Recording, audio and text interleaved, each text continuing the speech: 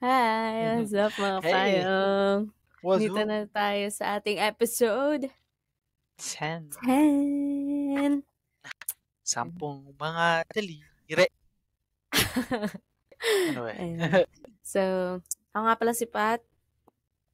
Caps here. Welcome sa Payong Podcast. The following video content may contain sensitive material that could be potentially distressing or triggering for some viewers. Viewer discretion is advised. If you are vulnerable to certain themes or experiences, please consider refraining from watching or have a support system available.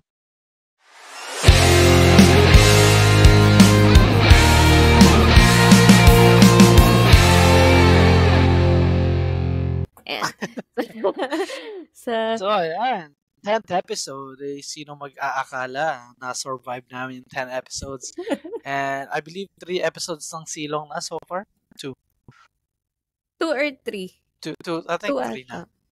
Totoo ba? Wala, I parang think feeling so. ko. I'm not sure. Basta, 2 pa lang ata alam ko. Pero sige. Okay. Anyway. So, that's total 12 episodes. But we're doing good, I guess. Saya pa rin kami sa ginagawa namin. And then we're still making time to do it. Ayan. So, huli nating last episode, pinag-usapan natin yun eh. Mga chisme. Oo. May init na chisme sa Pilipinas. Kasi nung na-record natin yun that time, kakalabas pa lang nung dun sa cyclist tsaka yung ex-policeman. Tapos after nating i-record yun, nakita ko yung na tinanggalan na nga siya ng lisensya sa pag-carry ng firearm. That's so parang pagkatapos natin sabihin yung mga sinabi natin, biglang nakinig sila sa atin. Ganun kakapalis. Kasi kung di sinabi natin yun sa Payong Podcast, hindi mangyayari. So, ayun. Credit grabber. Ayun. So, pero yung kasi doon, kung hindi nag-trending yun, di ba? Parang gagawan ba nila ng paraan? Kung walang video na sobrang clear na talagang rinig mo halos yung sinasabi or na ma-mouth mo yung sinasabi nila. Talagang walang mangyayaring kaganapan doon. So, matetest mo yung morality ng mga sino bang nagpataw nung sa kanya? Basta yung mga public servants doon. Public servants, syempre. Dahil may nagreklamo rin kasi na parang politician din yata yun siya or sikat na lawyer. Kaya talagang cyclist din talaga siya. So talagang kaya lalo siyang nadiin. Talagang walang lusot kumbaga. Ayun nga yun, So, yun. Speaking of morality, kung talaga bang may moral ba yung mga tao dito sa Pilipinas? Meron naman. Hindi naman lahat masama. Ayan. Hindi naman lahat mabuti. Same with every other country. No? Pero, go ahead. Mag-morality test tayo ngayon. Tatanungin natin si Caps ng mga... Ako lang? Sige. Hindi ko alam kung familiar kayo sa may isang video, may isang TikTokerist, ang pangalan niya si Katrina Sierju. So, ang dami niyang ang dami niyang let's test your morality. Yan yung lagi intro niya. So, ang dami niya. Well, hindi ko pa siya napapanood kasi for sure sinend mo na sa akin before and isang buwan yata tayo hindi nakakapanood ng TikTok kasi sobrang busy ko lang din talaga sa life. Kasi ako healthy living. Ayun. So, na natin tong So, anong gagawin dyan? Paano ba yan? Ikukwento ko lang sa'yo yung scenario na nandun sa TikTok video niya, tapos sasagutin mo siya. Okay. So, question, patanong siya? Question, morality, siya, parang may dilemma, anong pipiliin mo. Okay. Sige. Okay. Tapos mapaliwanag kung ba't yun yung sagot siya. Okay. Sige. Nakakabahan naman ako dito, masamang tao pala ako deep inside. Gusto ko lang parinig yung hindi ko lang maririnig, pero paparinig ko yung intro niya. Okay. Hindi ko lang kung narinig ko. Hopefully, narinig din nila. Lapit mo sa mic. Ito nga isa pa. Let's test your morality. Yung intro niya Let's test your morality. Okay. So we'll see. Babasahin kayo una. You and your significant other have been married for 7 years. Okay. You are both very much in love and enjoy doing things together. But you realize for the past week, your significant other has seemed stressed and distant. You confront them, but they tell you it's just work stress and to not worry. You decide to take them on a hiking trail since they love the outdoors, and they agree, and you call your sibling to tag along. Since they also love the outdoors, no sibling mo. As the three of you are hiking near the edge of a cliff, your significant other stops to talk to you. Ito na. Ano naman kayang ginawa? You all sit near the edge to take a break, and your significant other confesses to you that they have slept with your sibling about a week ago. About a week ago. You look over to your sibling, who has their head down, but doesn't seem shaken up by the confession. Your significant other apologizes and tells you that they were intoxicated, and that it will never happen again. Your sibling does not apologize and gets up to walk away, but slips on a small rock and instinctively grabs your significant other, causing them to both fall over the cliff. Ooh. The fall was far, but not enough to immediately take their lives. But they are both badly hurt and unconscious. You call 911 and they are immediately airlifted to the nearest hospital. Okay. As you're waiting in the emergency room, the doctors came out to talk. The doctor tells you they're both alive, but your sibling needs a blood transfusion and your significant other needs a kidney transplant immediately. Oh my God. The doctor states that they are both in critical condition, and if they don't receive what they need very soon, they will both die. So, do you give your blood to your sibling, causing you to be weak for the kidney transplant, resulting in the loss of your significant other? Or give your kidney to your significant other, making you unable to donate your blood to your sibling, resulting in their death? So, niloko nila ako.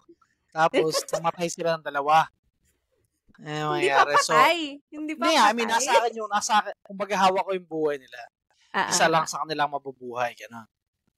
I mean, wala namang sinabi dun sa kwento na may anak kami, yung significant other ko. Diba? Kasi kung meron, that will be no-brainer talagang. Kahit after mangyari yun, sasalba ko yung nanay ng anak ko. Too bad. I mean, mahirap din yun kasi di rin sinabi ko yung kapatid ko ba, may family din siya nung kanya. Pero, based dun sa dahil kulang yung information na gusto kong malaman, sabihin na lang natin na yung significant other ko tsaka yung wala kami yung anak. Kumbaga, boyfriend, girlfriend pala, tapos, or wife na nga. Tapos, tawag dito, wala kaming anak, parang nagsa-start pa lang kami. Tapos yung kapatid ko, wala rin siyang pamilya. Uunahin ko yung kapatid ko. Kasi, blood transfusion lang naman, malas lang.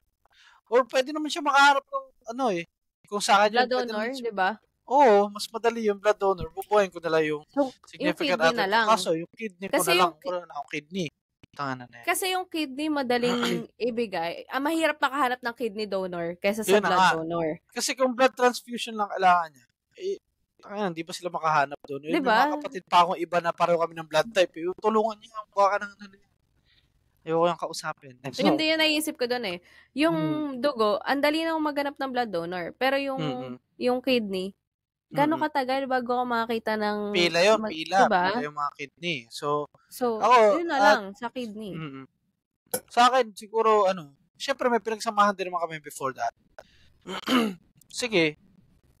Or for sure naman may kamag-anak din siya na pwede.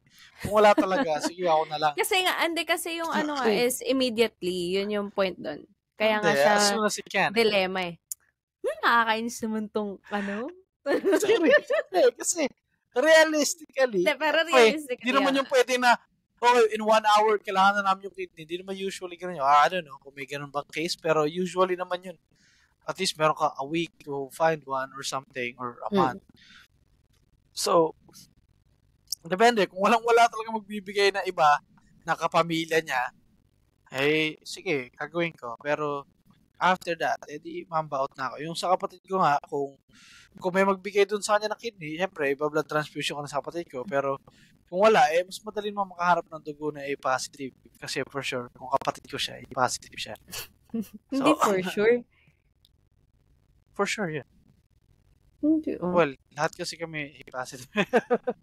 So, I'm just saying.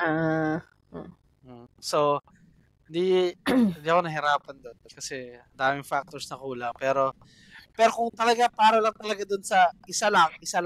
Hirap isa na itong tanongin ng morality test ni Stephen. No? Ang daming Hindi, sinasabi ko lang yung mga factors kasi yung bawat sagot mo sa mga ganitong tanong, nakadepende sa lahat ng factors na nakapaligid doon. Hindi lang naman pwedeng, yan lang yung tanong, masama ka ng tao or mabuti kang tao. Hindi naman gano'n yun. Depende yun sa mga factors affecting it. Realistically, kasi ina-apply ko lang siya if it were to happen to me talaga na realistically.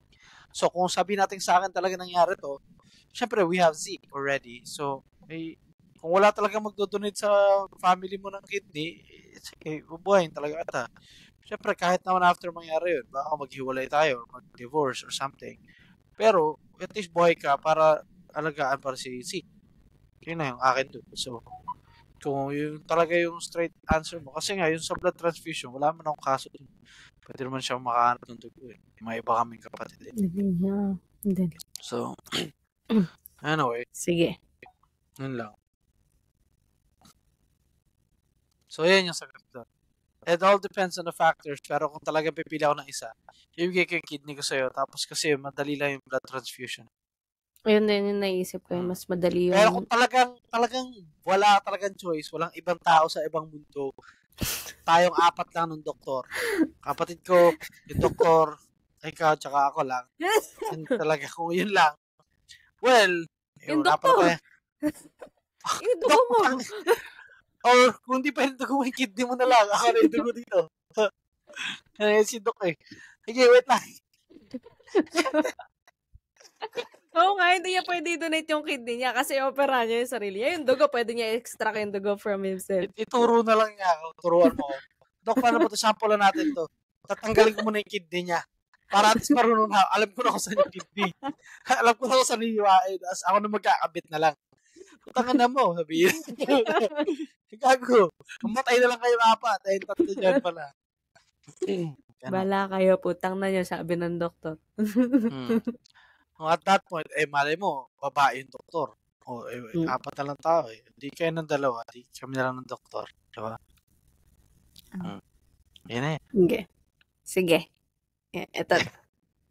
Sige, okay na. Pasado ba ako doon? Okay na. Sige. Next tayo. Let's test your morality. You're on a flight heading to another country for a vacation. While resting on the plane, the flight attendant makes an announcement that the plane is continuously dropping due to miscalculation of the weight limit. Since all the bags needed to be checked in, there are no carry-on bags on the overhead compartment. And no access to the luggage underneath the plane kasi lumilipad na kayo eh. The plane is currently flying over the Pacific Ocean and will not have enough time to make it to land. The weight is not relieved soon. If the weight is not relieved soon by 1,000 pounds, the plane will crash into the Pacific Ocean. Many passengers start to panic and say that 10 people need to be pushed off the plane in order for the remaining 301 people to survive. So everyone agrees that they will take a vote. When asked if 10 people should be pushed, 150 people raised their hand. When asked if nobody should be pushed, the other 150 raised their hand. You did not raise your hand for either situations because you are still in shock. Okay. Now, your vote determines what will happen next. So, do you vote to push the 10 people off the plane, leaving many without brothers, sisters, parents, or significant others, knowing that you assisted in taking the lives of 10 people but saving everyone else? Or vote to push no one off the plane, taking the risk of trying to make it on land, knowing that there's a small chance of survival for all the passengers, but not being responsible for the taking the lives of 10 people. Okay. Well, without logic, kasi, gano'n ba tayo kataas? Alam, buksan mo yung pinto doon. Patay kayo lahat. I mean, paano mo yung offload yung passenger doon? Yun lang. Paano yun? Ito na naman si Pete. Yung point lang doon, kung isa-sacrifice mo ba yung 10 and save the rest o wala eh. Titingnan ko yung mga tao. Pag meron yung mga thunders na, boto na. doon sa Kasi, nabuhay na kayo mahaba eh. Pwede na yun. Sorry po, talagang, hindi ko naman kasalanan. Hindi lang naman ako yung makakonsensya eh. Pero hindi siguro. Kaya sumugal na lang tayo siguro. Depende. Superhero complex. Ayaw na may namamatay. Lahat na kayo mamatay sama-sama. Hindi, ititiwalan lang natin sa piloto kung talagang willing siya mag-offload ng passengers tapos makakaabot pa siya sa land eh. Sige, ganito kung piloto ka na at ikaw yung piloto. So, ang choice lang is para safely ensure na makaland kayo. You have to offload 10 people. Or take the risk na super konting chance lang na makaland kayo safely. Kung ikaw yung piloto na lang. Kasi hindi ka makapili eh. Diba? Yun. Sinasabi mo kasi, ano na lang sa piloto eh. Parang, diba? Bahala na yung piloto kung kaya niya. Kung ikaw yung piloto. Hindi, bahala sa piloto kung kaya niya mag-land ng magaling. Talaga, kasi paparescue na lang. Talaga, aksidente yun. Hindi niya naman din ginusto yun. Hindi naman yun. As piloto, hindi niya yata, alam ko, hindi niya pwedeng sabihin niya na, mamatay na lang 10 para mabuhay lahat. Kailangan niya ilapag yun na buhay lahat yung tao. Yun yung kailangan niya. So, I don't think it will be logical. I don't know. I'm not 100% sure. Pero, if I were sorry. Bakit ba natin ginawa tong episode na to? Wala naman makuha sagot kay Stephen. Pero sa akin, kung ako yung piloto, wala ako, sige. Yun na lang ulit. Ikaw yung pasahero. Ikaw magde-decide kung mag-offload ka ng 10 o hindi. Hindi. So, i-risk mo yung buhay ng lahat ng tao. Ng 301 people. Rather than save many and risk and kill 10. Hindi rin eh. Kasi, kung base lang doon sa kwento, dadalhin ko yung guilt na yan sa habang buhay. Talagang positive dyan tayo. Wala talaga. Di ba mas yun nga, pero hindi ba mas nakaka-guilty na pagka kunwari, kasi maliit nga lang daw yung chance eh. Doon sa scenario na binigay niya. Maliit lang yung chance na mga Di ba? Tanganan nyo. Huwag nyo siya isisi eh.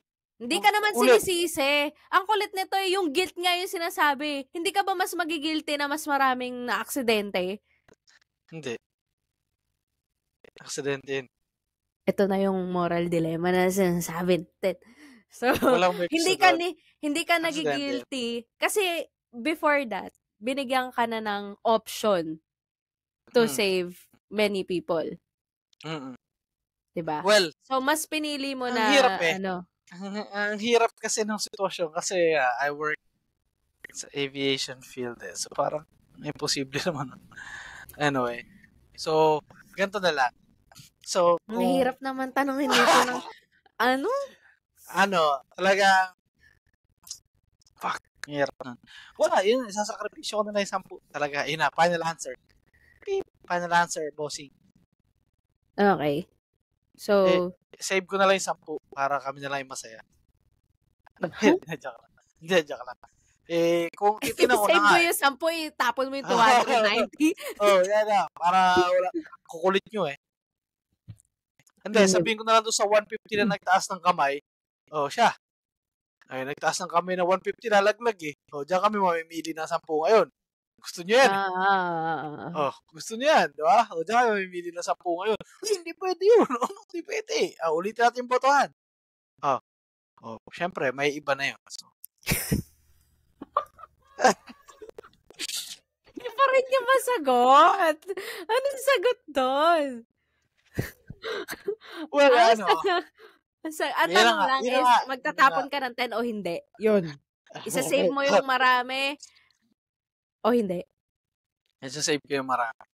Tatapon ako ng 10. Pero, depende. Yung mamamatay na rin lang. Yung, malay mo, nandun yung kapatid ko na significant other ko. Ikaw, wala ka naman, kailangan mo kidney ng blood transfusion. 2 na yun. 8 na lang. 8 na lang.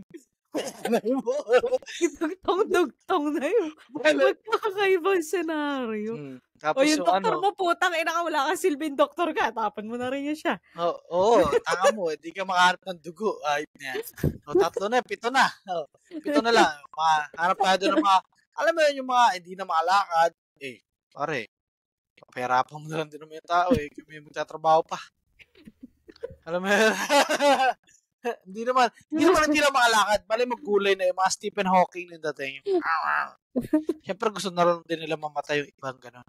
I'm not saying lahat gano'n. Sinasabi ko lang yung iba. Yung kumbaga, ako na lang kunin mo. Mali mo yung mga, hindi ako sabihin, trigger warning. Mga depressed na tao doon. Ito na yung pagkakataon mo, kaibigan. I volunteer. Parang si ano yun sila. Pangalan nun? Si Jennifer Lawrence. Katniss Everdeen. I volunteer. Volunteer yun sila. Tatalo na lang ako. Ano? At least naka-expect pa. Sinong gusto dito mag-parachute ng walang parachute? Skydiving pala. Parachute. Walang parachute. We have plastic bag para may fighting chance naman sila. Wala. Yun yung gagawin ko. 10 depende nga. Kung 150 bumoto dun sa ilaglag yung iba bahanin tayo. Gusto niyo yan diyan kayo mamili. Anyway, yun lang. So, tapon ko yung 10, buhay yung 291 kasama ko. Paano kung sinabi nila, ikaw yung huli sumagot, ikaw yung ilaglag namin. Ako yung bida dito Ako yung main character, di ako pwede mamatay. Story ako to. Kaya nga Anyway. Pero kung gano'n, kunyari isa lang kailangan, baka ako na lang. Superhero complex talaga. Ang hirap pag 10 Write me your history books. Bida, gano'n, main characters, mabubuhay ako nun. Anyway, yun lang. So, final answer is 10. Ang hirap kausap.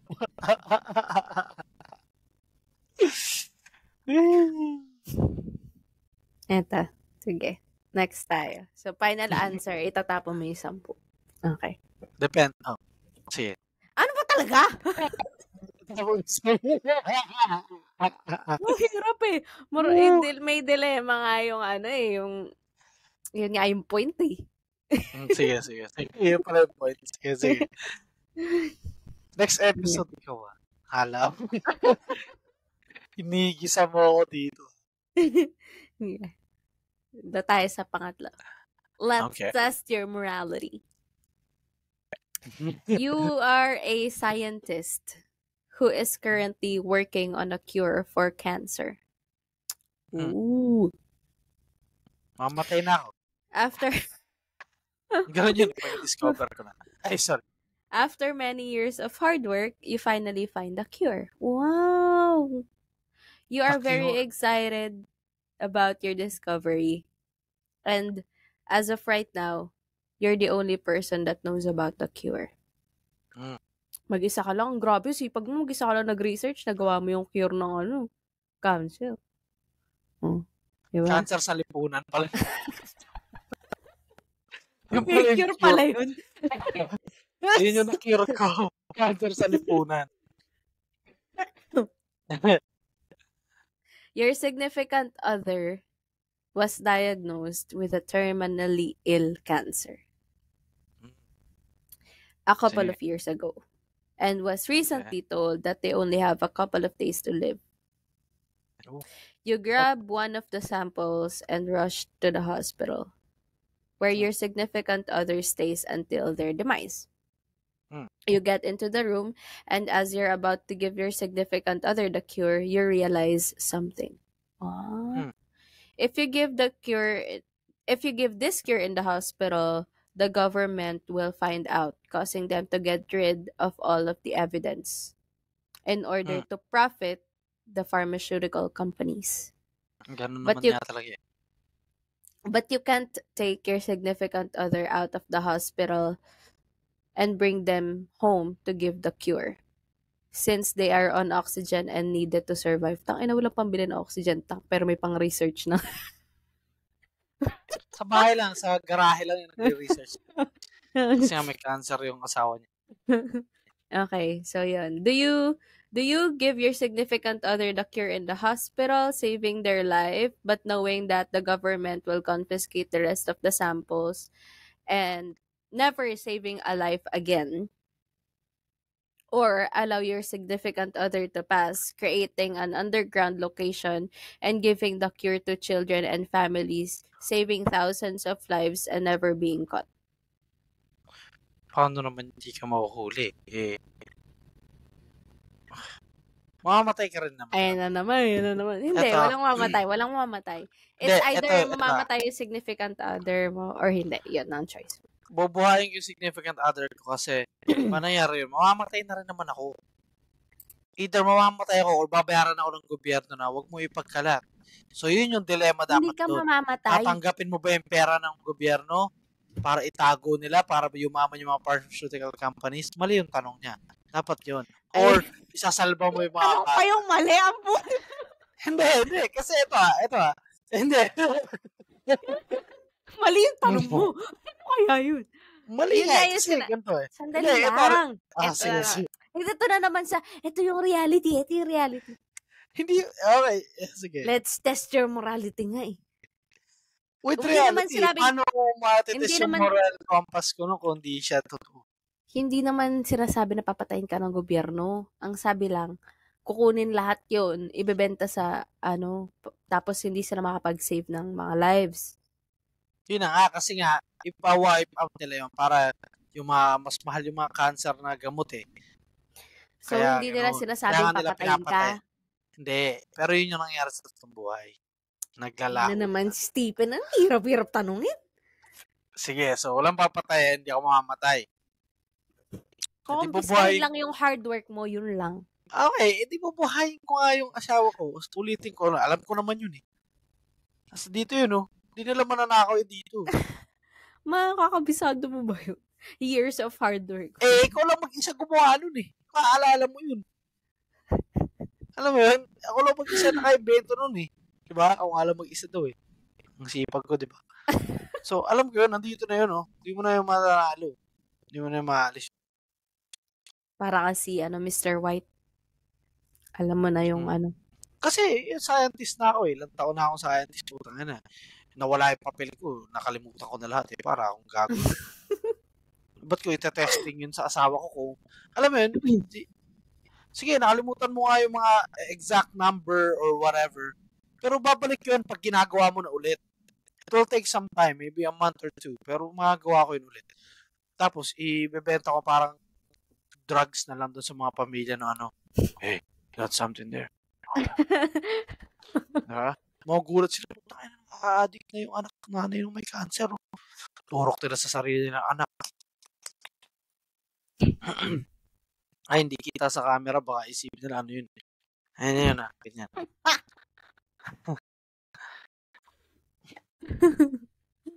So, ayun. Yun yung gagawin ko. Bubuhayin ko yung significant other ko. Tapos, syempre, nandito pa sa utak ko. Pero kung talagang kung susundin natin yan, yung kwento talaga niya, na mawawala na rin sa isip ko yung ebidensya.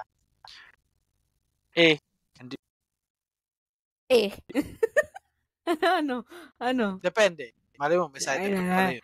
Ayan na naman, depende. Hindi, love, eto na lang. Kung ikaw yun, maintindihan mo ako eh. Sasabihin mo na. Kasi papatay mo na lang pala ako. Hindi pa. Ikaw na mismo magsasabi sa akin. Sabihin mo, kunyari, mahina ka na.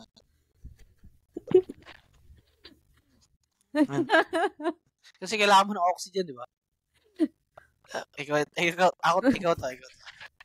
Ikaw yung may ganito, ako yung ganyan lang. Kunyari yung scenario. Love. Didilat ka. Bigyan ko, syempre excited. Love.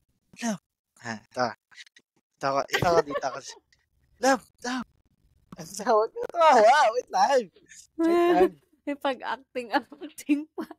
Lang. Asan na yung gamot ko? Wait lang. Parang may props. Kaput. Hindi ako minum ng gamot ko doon. Kaya ito. Kaya pala ganyan siya. Ito na. Game. Nakatakbo ko, syempre. Puta na, discover ko na, Brad. At muna ako sa hospital niyan. Nihingal pa ako. Love.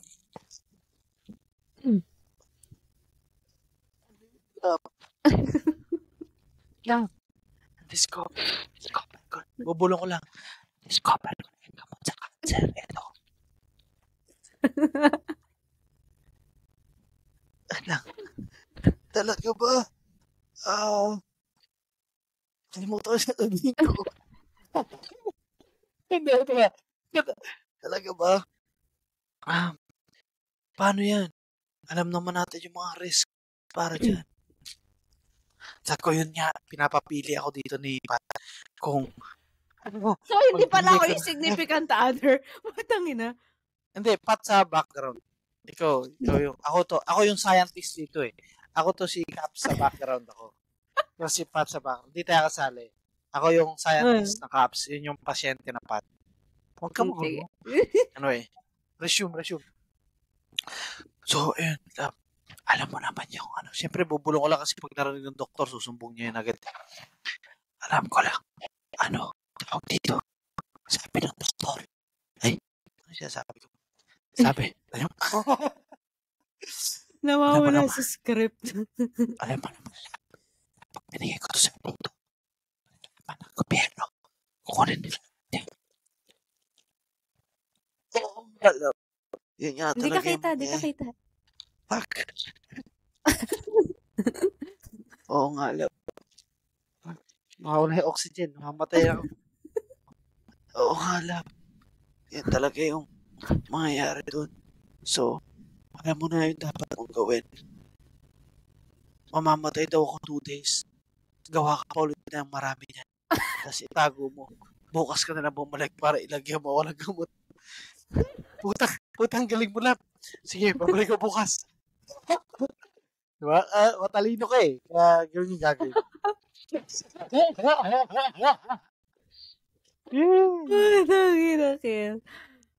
Pero lang, hindi, kung mangyari kasi sa atin yun, no, in real life, ang usapan kasi natin is if may terminal illness.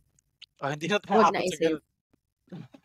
No, di ba? Hindi na tayo abot sa ganun. Kasi para sa akin, pag may terminal illness, patayin nyo na lang ako. Mahirapang patayin lahat dito. Yun yung sa atin eh. Personal preference natin yun eh.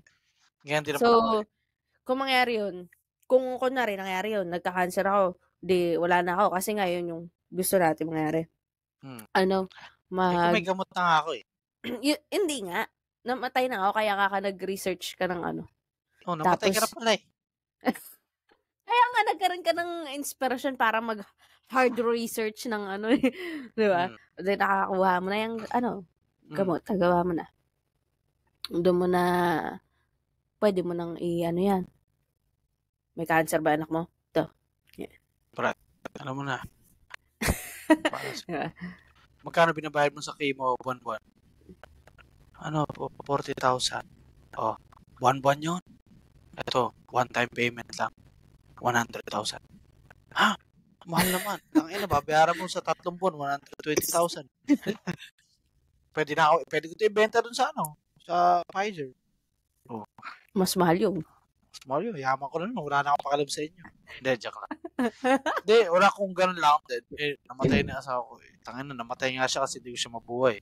Hindi bibigay lang sa mga maraming tao. Mamamatay din naman ako nung kasi papatayin ako ng gobyerno pag hindi ko sinabi. Ayun na naman.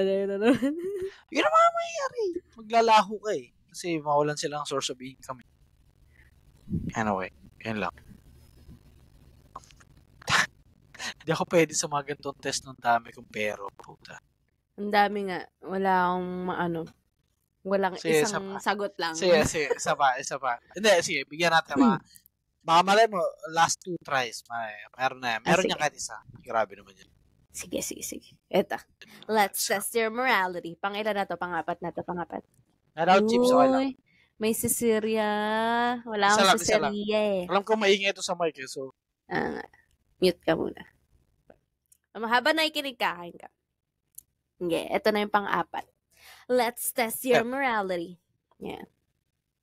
You are on a boat enjoying the day with your best friend and significant other. Ito na naman. Naman yung kwento na yan, no? While on the boat, you start noticing that your best friend and significant other are getting a little too friendly with each other. Wait. Traidor. You say nothing and let things play out until you come across your best friend's phone, confirming your suspicions. Ooh. Your best friend and your significant other have been having an affair behind your back. As you're reading the text messages, the boat hits something under the water, causing a huge hole on the floor. Ay, Titanic. The boat is sinking quickly, and both your best friend and significant other cannot swim. But you can. You have the stamina to put only one person on your back and swim to shore, causing the other person to meet their fate. Do you put your significant other on your back and swim to shore, causing your best friend to drown, or the other way around? Or do you swim to shore alone, having both of them meet their fate?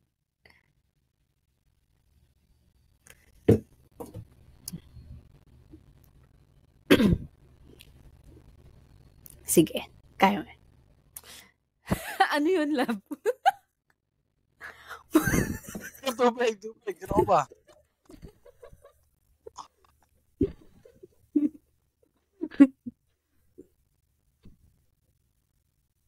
Sige.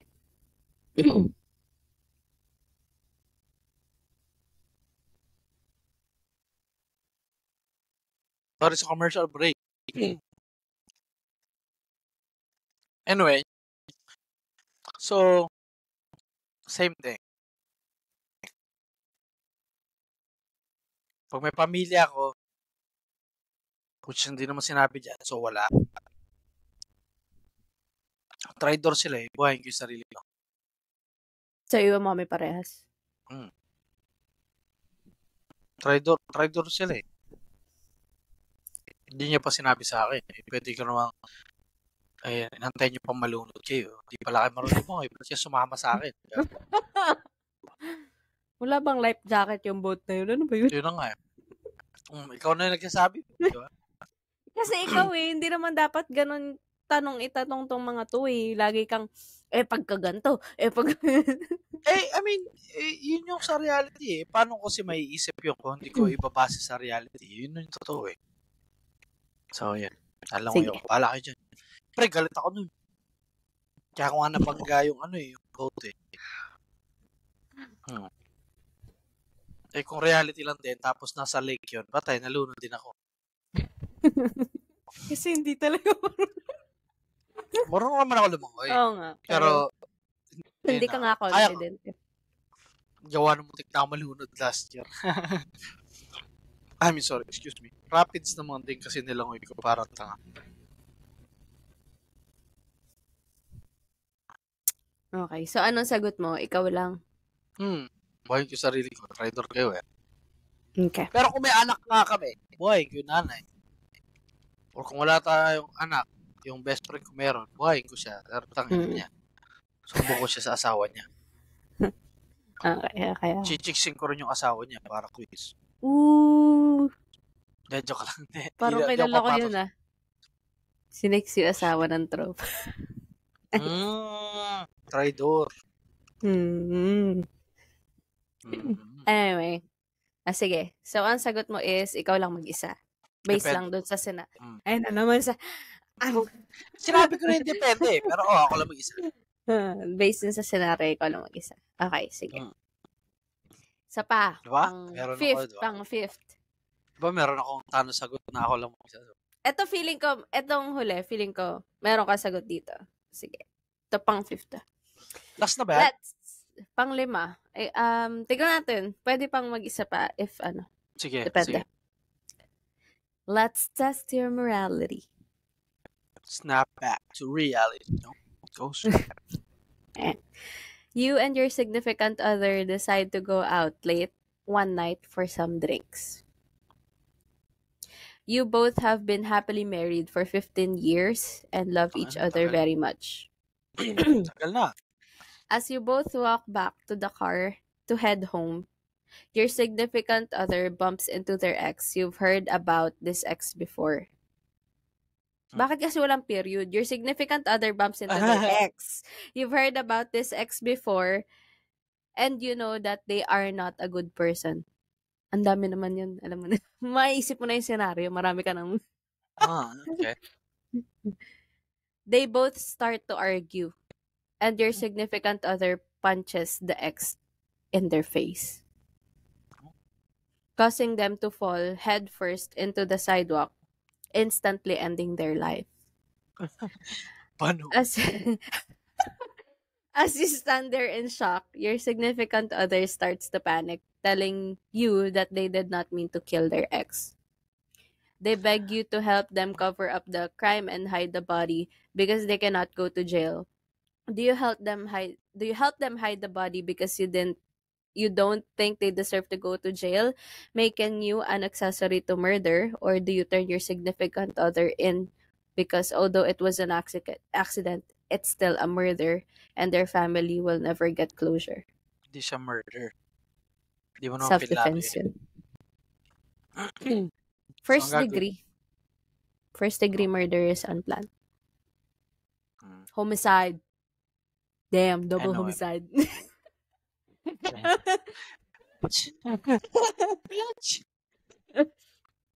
Had an abortion. Twins. Damn, double homicide. Homicide. Twins. Double homicide. Anyway. You just had an abortion? Twins? Twins. Yeah, double homicide. Bitch. No, I'm sorry. Sa dami na natin napanood na crime documentary, kaya din natin itago yung body na yan. Hindi, dun sa scenario naman is... Tsaka tinuluan tayo ni Walter White Lagyan natin siya sa drum, pili ka ng bleach. Yun. Hindi ako gagaya kay sa bathtub ilalim. Wag, makalat. Dapat dun sa special plastic drum. Parang di matunaw yung chemicals. Tapos ukay tayo malalim. Tapon mo doon. Or ilalaglag natin sa lake. Wala na. Doon na yun siya sa ilalim. Sisimento natin pagkatapos.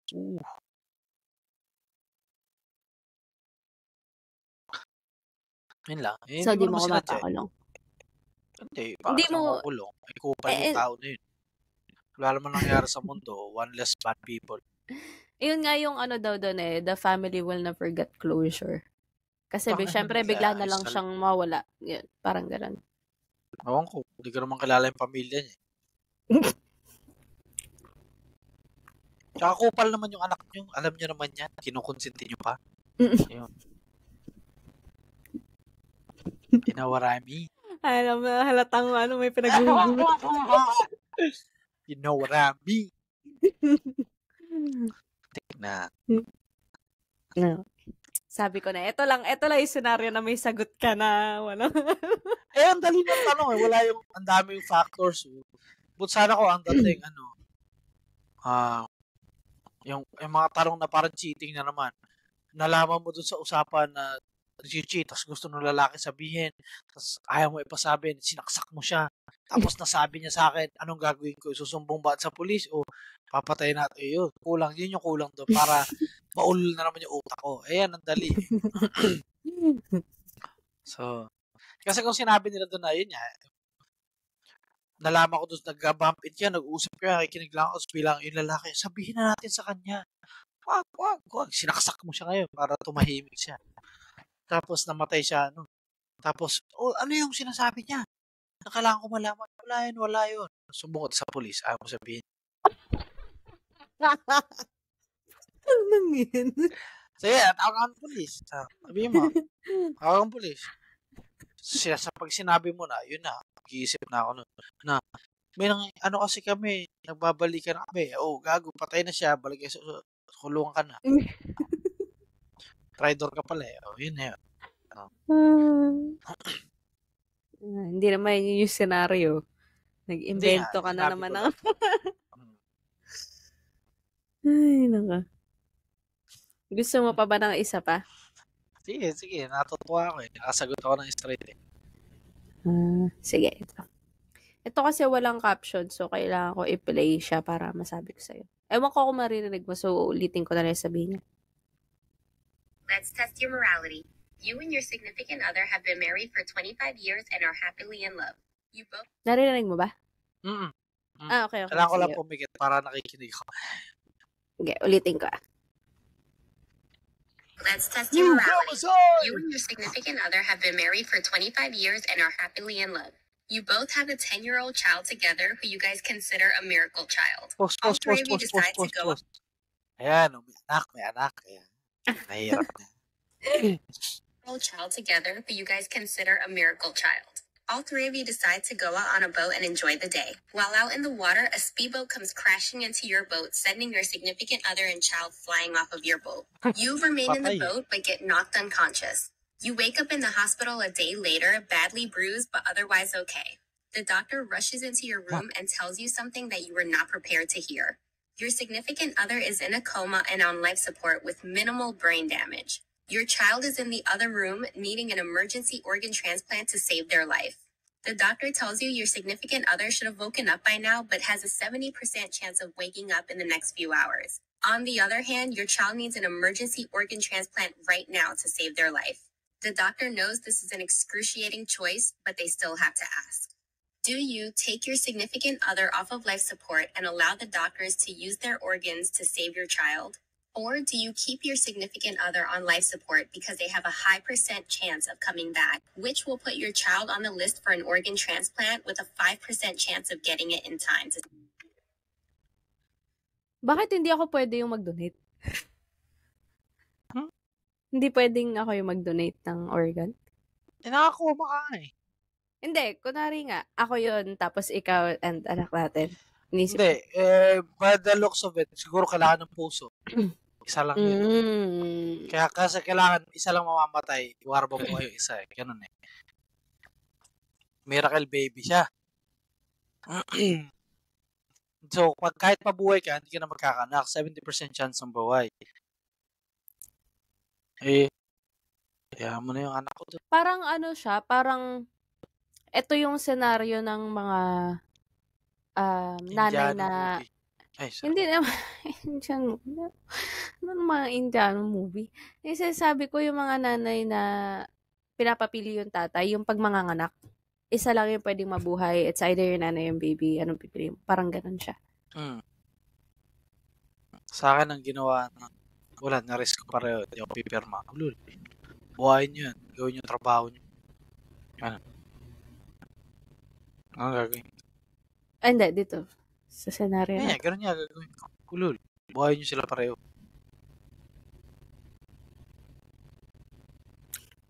Okay, so hindi mo tatanggalin sa life support yung significant other mo, tapos hindi. Magpapalista ka na lang para makahanap Ako na lang mamatay. Organ donor. Ako na lang maging organ donor. Yun na. Bawal yun. Ako na lang, para buhay kayo pareho. Kaso paano kung hindi ka nagising? Kawawa naman yung bata, buhay siya, no? Yun nga eh. Hindi naman 100% chance na magigising ako. Hindi naman niya malalaman na hindi ko siya pinili. Yung anak. Pero, sorry. Katintay ko. Hindi naman niya malalaman na hindi ko siya pinili. Patay na siya. Pag yung asawa ko nagising, hindi mo ako pinili. Ako na lang sana. Wala namang ganong option. Namatay na siya agad. Hindi na umabot sa ospital. Actually, hindi nga malalaman na kahit sino sa kanila, di ba? Ako sabi ko yung doktor. Mga sabihin. Akong bala. Mo sabi, walang makakaalam na to. Ako lang, dadalhin ko yung burden na yun. Na, hindi ko ipapatong yun sa asawa ko na, wala, binuhay kita Patay tuloy si tropa. Kasi, yun na lang yung way dun Mabuhayin kita. Tapos, di na tayo magkakaano ulit kasi miracle baby. 70% yung chance mo. Ayun, paano kung nabigyan kita ng organ tapos namatay ka pa rin? Ang ina mo. 2 namatay. Yan na. Wala lang. Ang gagawin ko, bubuhayin ko yung significant other ko tapos hindi ko sasabihin sa kanya na may chance na salba niya anak namin pag namatay siya. Kasi pag sinabi ko, mauulol siya. Dapat ako nalang pinatay mo. Ganun yun. Siyempre, nanay yun Miracle baby yun. Ang tagal yung inantay yun. 25 years tayo happy married. 15 years natin ginawa yung baby na yun. Okay, so yung bubuhayan mo yung nanay. Okay. So yung ganon, yung ganon, yung kunwari, yun nga, yung nanganganak ko yung nanay, tas pinapapili ka, nagkaroon po ng komplikasyon, kailangan mo mamili ko, isisave mo yung anak mo o yung ng asawa mo. Anong pipili mo doon? 2 nga. Wala akong pipili. Gawin yung trabaho niyo, buhayin niyo sila pareho. Pag nawala sila pareho, di malas. Kasi pag nabuhay yung bata, pinili kita, magagalit ka sa akin habang buhay. Hindi mo ako mapapatawad. Kapag pinili ko naman yung bata, hindi ko naman din mapapatawad yung sarili ko. Tapos, yung mga kapatid mo, tsaka yung mga kapatid ng bata na yun, magagalit siya doon. Tangina mo, ikaw yung dahilan. Kaya namatay nanay natin. Di ba? So, fair enough. Kaya, yun, bubuhayin ko isa, pero hindi ko, buhayin nyo pareho. Pero yung sa lagay na yun na yung organ mo lang yung gagana dun sa kanya, bubuhayin kita, hindi ko na sasabihin sa kanya. Malay mo, nagka-amnesia ka pa nun. Anong anak sinasabi mo? Wala naman ka anak. Safe. Ha? Anong anak ka? Ano sinasabi mo na? May anak ka sa iba, bigla nagalit Ginaslight. Alam ko pa naman, hindi tayo magka-anak. Parang may anak ka sa iba? Hindi. Akala ko lang may anak tayo. Kasi sa ako. Parang naman ako tanga dito Yan ang senaryo na naman sa utak ni Pipi. Hindi ako nagkamot today, sorry. Ang likot ng utak. Ginaslight yung sarili. Ay, yung asawa. Ay, nakulap. Anyway. Ayun. Kumusta naman yung morality ko? Ewan ko. Kasi wala ka namang nasagot na straight bukod dun sa napatay na ex Which is, I know naman na gagawin mo yun, natutulungan mo ako dun dahil you know the story. Pero iniba ko nga Parang malito ako. Pero dun sa... Pinito yung sarili.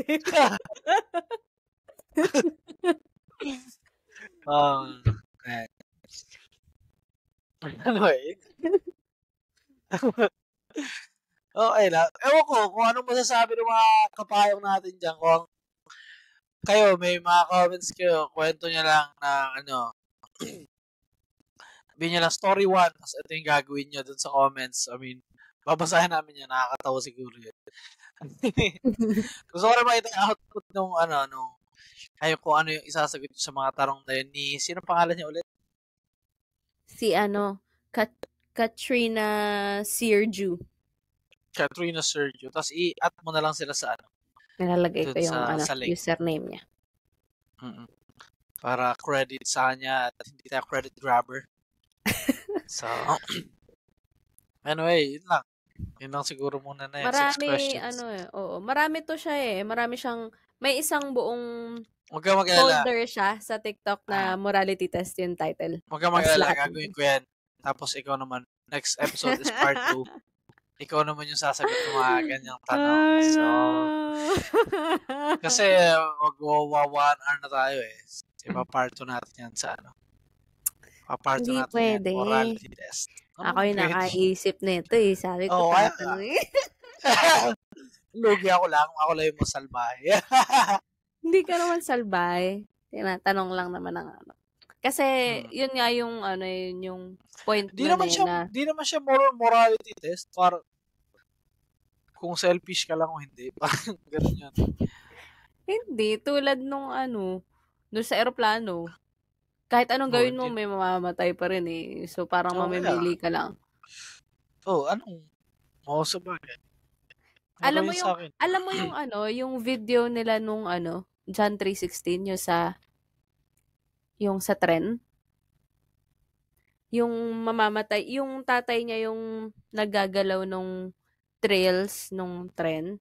Tapos maraming tao nakasakay dun sa tren. Yung anak na nahulog dun sa rails. So kapag ginalaw niya yung rails, mamamatay yung anak niya. So ginawa niya, sinacrifice niya yung anak niya. Hindi ka familiar dun sa video na yun? Hindi pa, parang ano yun sinacrifice ni Lord yung anak niya to save the humanity. Yun nga yung John 3:16 niya, John 3:16 niya, kaya nga. So, yun yung ano. For God has so loved this world. He gave us His only begotten Son. Yan. So, paisasad ko sa yung ano na yun, video na yun namin. Isa lang naman pala eh.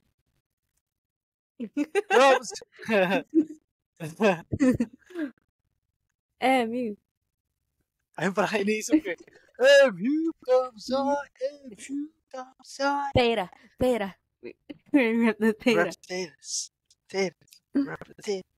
Nanood kami ng Stop the Yard kung hindi nyo pa nakikits. Kagabi, tsaka ng ano, You Got Served. Lil Saint. Si Lil Saint. Ako yun, first year kami.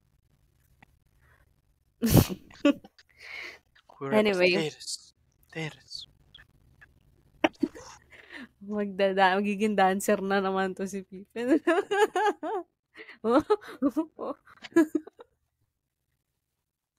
Alam mo yung sinasayaw sa ano, sa buwan ng wika, yung may bao.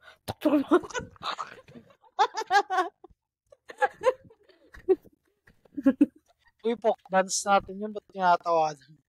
Folk dance? Folk dance. Folk dance.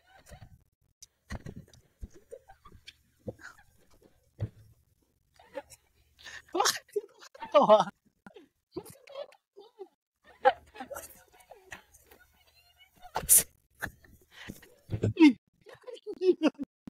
Bakit tinatawa?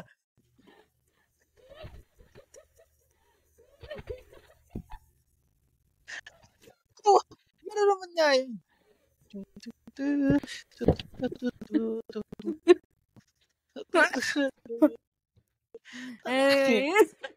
Anyway, makapalit si Caps. Ako si Fat. Huwag niyo kakalimutan mag-like, share, subscribe. Abangan pa namin yung mga comments and questions or whatever. Ilista nyo lang. And gusto namin marinig kung ano yung mga kayo naman, ano magiging sagot nyo para dun sa mga katanungan na yan. Gagawa kami ng part 2. Si Pat naman ang ilalagay natin sa morality test kasi naisahan niya ako. Hindi ako familiar dito eh. And salamat sa panonood ng episode 10 ng Payam Podcast. Episode 10.